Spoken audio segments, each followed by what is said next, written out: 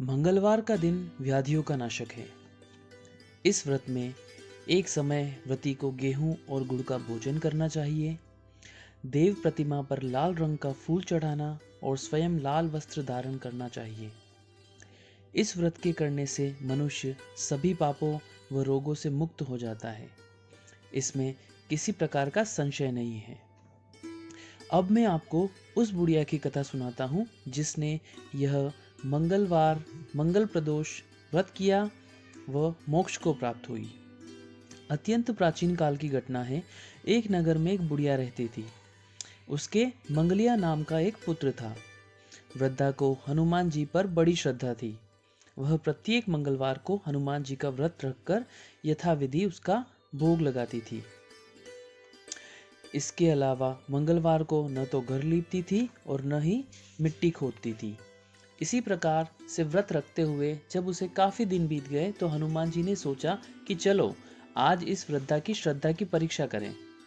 वे साधु का वेश बनाकर उसके द्वार पर जा पहुंचे और पुकारा, है कोई हनुमान का भक्त जो हमारी इच्छा पूरी करे। वृद्धा ने यह पुकार सुनी तो बाहर आई और पूछा कि महाराज क्या आज्ञा है। साधु वेशधारी हनुमान जी बोले कि मैं बहुत भूखा हूँ, भोजन करूंगा, तू थोड़ी सी जमीन लीप दे। वृद्धा बड़ी दुविधा में पड़ गई। अंत में हाथ जोड़कर प्रार्थना की, हे महाराज, लीपने और मिट्टी खोदने के अतिरिक्त जो काम आप कहें वह मैं करने को तैयार हूँ। साधु ने 3 बार परीक्षा कराने के बाद कहा, तू अपने बेटे को बुला, मैं उसे औंधा लिटाकर उसकी पीठ पर आग जलाकर भोजन बनाऊंगा। वृद्धा ने सुना तो पैरों तले धरती खिसक गई, मगर वह वचन हार चुकी थी। उसने मंगलिया को पुकारा और पुकार कर साधु महाराज के हवाले कर दिया। मगर साधु ऐसे ही मानने वाले न थे। उन्होंने वृद्धा के हाथों से ही मंगलिया को औंधा लिटाकर उसकी पीठ पर आग जलवाई। आग जलाकर दुखी मन से वृद्धा अपने घर के अंदर जा घुसी। साधु जब भोजन बना चुका तो उसने वृद्धा को बुलाकर कहा कि वह मंगलिया को पुकारे ताकि वह भी आकर भोग लगा ले।